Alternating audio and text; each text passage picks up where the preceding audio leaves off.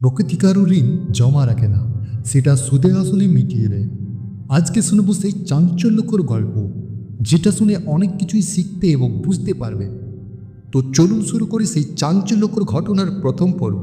একটা হেডফোন লাগিয়ে নেবে, এতে আপনার শুনতে আর আমার শোনাতে খুব সুবিধা হবে। ধন্যবাদ। চলুন এবার গল্প শুনে নেওয়া যাক।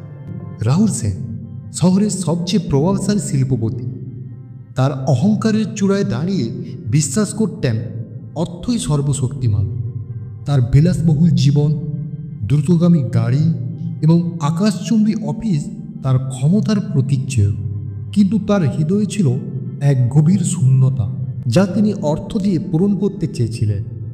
এক শীতের রাতে রাহুল যখন তার অফিস থেকে ফিরছিলেন, তিনি রাস্তার ধারে এক শীর্ণকায় বৃদ্ধাকে দেখলেন। বৃদ্ধা ক্ষুধার্ত এবং দুর্বল ছিলেন, জীবন ধারণের শেষ চেষ্টায় কাঁপছিলেন। রাহুল এটা দূর থেকে দেখে এবং গাড়িটা থামিয়ে ফেলে। বৃদ্ধার মনে একটা আশা জেগে উঠল, হয়তো এই যাত্রায় তার প্রাণটা বেঁচে যাবে। কিন্তু তেমন কোনো কিছুই ঘটেনি বৃদ্ধার সাথে। রাহুলের গাড়ি সেখানে এসে থামল। রাহুল গাড়ি থেকে বের হলো এবং বৃদ্ধার সামনে এগিয়ে গেল, কিন্তু বৃদ্ধার প্রতি কোনো করুণা না দেখিয়ে উপহাস করে বললেন, যদি এই বয়সেও নিজের খাবার জোগাড় করতে না পারেন, তবে আপনার বেঁচে থাকার কোনো মানে নেই। বৃদ্ধার চোখে জ্বলে উঠল এক অদ্ভুত আলো। তিনি হতাশ হয়ে পড়লেন। ক্ষণিকের জন্য যে আশার সঞ্চার হয়েছিল বৃদ্ধার মনে, তা যেন মুহূর্তে ভেঙে চুরমার হয়ে গেল। রাহুলের প্রতিটি শব্দ তার অন্তরে খোদাই হয়ে গেল। বৃদ্ধ নীরবে দীর্ঘশ্বাস ফেললেন, কিন্তু কোনো অভিশাপ দিলেন না। রাহুল আবারও গাড়িতে উঠে গিয়ে বসলেন এবং সেখান থেকে বাড়ি চলে গেলেন। পরের দিন রাহুল জানতে পারলেন যে রাতের সেই বৃদ্ধা ছিলেন শহরের একজন শ্রদ্ধেয় সমাজসেবী। তিনি নিঃস্বার্থভাবে মানুষের সেবা করে গেছেন। তার মৃত্যুতে শহর জুড়ে শোকের ছায়া নেমে আসে। কিন্তু রাহুল তার অহংকারে অন্ধ হয়ে এই ঘটনাকে গুরুত্ব দিলেন না। কিন্তু শহরের মানুষজন রাহুলকেই এর জন্য দোষী মনে করলেন। বললেন, রাহুল যদি ওই মহিলাকে সাহায্য করতেন, তাহলে এভাবে তাকে মরতে হতো না। এটাই ভাবছেন? রাস্তায় ঘটে যাওয়া ঘটনার সাথে রাহুলের যোগসাজশ কোথায়? শহরের মানুষজন বা জানলো কী করে রাহুল সেখানে ছিল? এরপরেই বলছি সেই কাহিনী। আসলে ওই রাস্তায় লাগানো ছিল এক সিসিটিভি ক্যামেরা, যেই ক্যামেরায় এই ঘটনাটা ঘটতে দেখা গিয়েছে, যেখানে রাহুল বৃদ্ধাকে সাহায্য না করেই কিছু একটা বললেন, আবারও গাড়িতে উঠে চলে গেলেন।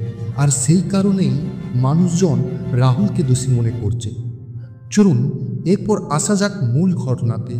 তারপর ঠিক কী হয়েছিল এবার জানবো সেই সব ঘটনায়। সময় বয়ে চলল এবং রাহুলের জীবনে ঘটতে থাকলো নানা অঘটন, যা রাহুল কল্পনাও করতে পারেনি। রাহুলের জীবনে নেমে এলো এক অপ্রত্যাশিত বিপর্যয়। তার প্রধান বিনিয়োগকারী হঠাৎ করে তার সাথে সম্পর্ক ছিন্ন করলেন এবং তার ব্যবসা ধসে পড়তে শুরু করলো। ব্যাংক তার ঋণ আদায়ের জন্য চাপ দিতে লাগলো এবং তার সমস্ত সম্পত্তি বাজেয়াপ্ত করা হলো।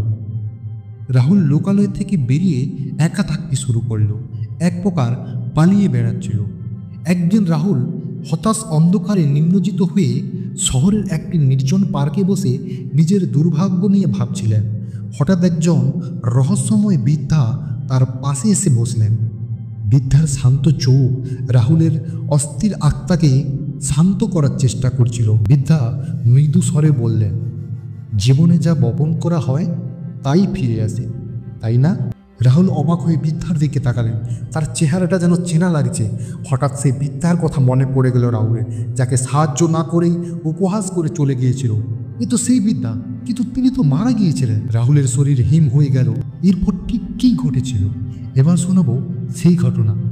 বৃদ্ধা ধীরে ধীরে বললেন, এক সময় আমিও তোমার মতো ছিলাম, অহংকারে অন্ধ। কিন্তু জীবন আমাকে শিখিয়েছে প্রতিটি অন্যায় তার প্রতিধ্বনি নিয়ে ফিরে আসে। রাহুলের চোখে জল এসে গেল এই কথা শুনে। রাহুল বুঝতে পারলেন তার অতীতের অহংকারই আজকের এই বিপর্যয়ের কারণ। রাহুল সিদ্ধান্ত নিলেন তিনি তার জীবন পরিবর্তন করবেন, মানুষের পাশে দাঁড়াবেন এবং সত্যিকারের সুখ খুঁজে বের করবেন। সেই দিন থেকে রাহুল নিজেকে পরিবর্তন করতে শুরু করলেন। তিনি দরিদ্রদের সাহায্য শুরু করলেন, সমাজের জন্য কাজ করতে লাগলেন। ধীরে ধীরে তার ব্যবসাও ঘুরে দাঁড়ালো এবং তিনি সত্যিকারের সুখের সন্ধান পেলেন। নৈতিক শিক্ষা, এখান থেকে আমরা যা শিখতে পারলাম আজকে, জীবনে আমরা যা করি তা প্রতিধ্বনি হয়ে ফিরে আসে। তাই অন্যের ক্ষতি না করে বরং মানুষের পাশে দাঁড়ানোটাই শ্রেয়। প্রকৃতি কখনোই ঋণ রাখে না এবং প্রতিটি কর্ম তার নিজস্ব প্রতিক্রিয়া নিয়ে ফিরে আসে। এই গল্পটি জীবন ও কর্মফলের গভীর সম্পর্কে প্রতিফলিত করে, যা মানুষকে তাদের কর্মের প্রতি সচেতন করে তোলে। আমার প্রিয় শ্রোতা এবং দর্শকবৃন্দ, আপনাদের কাছে আবেদন, যদি কখনো আপনার সামনে এমন কোনো মানুষ এসে সাহায্য চায়, তবে তাকে যতটা সম্ভব সাহায্য করবেন। কে জানে, আপনার এই ছোট্ট একটা ভালো কাজ হয়তো একদিন আপনার জীবনের গল্প বদলে দিতে পারে। আপনাদের ভালোবাসাই আমাদের শক্তি। আমরা দেখছি আপনারা ভিডিও উপভোগ করছেন, কিন্তু এখনও ফলো, সাবস্ক্রাইব বা কমেন্ট করেন। মাত্র কয়েক সেকেন্ডের এই ছোট্ট কাজটি আমাদের জন্য বিশাল অনুপ্রেরণা। যদি ফেসবুক থেকে দেখছেন তবে এখনই ফলো করুন, আর যদি ইউটিউবে দেখছেন তবে সাবস্ক্রাইব বাটনে ক্লিক করুন। ভালো লাগলে লাইক ও কমেন্ট করতে ভুলবেন না। সাথে একটি শেয়ার দিয়ে অন্যদের দেখার এবং শোনার সুযোগ করে দিন। আপনাদের প্রতিটি ফলো, সাবস্ক্রাইব আর মন্তব্য আমাদের নতুন মানসম্পন্ন কন্টেন্ট তৈরি করতে অনুপ্রেরণা করে। শিক্ষামূলক ও আকর্ষণীয় আর নানা ধরনের ভিডিও পেতে চোখ রাখুন আমার চ্যানেল অথবা পেজে। সমস্ত ভিডিওগুলো পেয়ে যাবেন। ধন্যবাদ। ভালো থাকুন, জানতে থাকুন এবং শিখতে থাকুন। দেখা হবে পরের ভিডিওতে।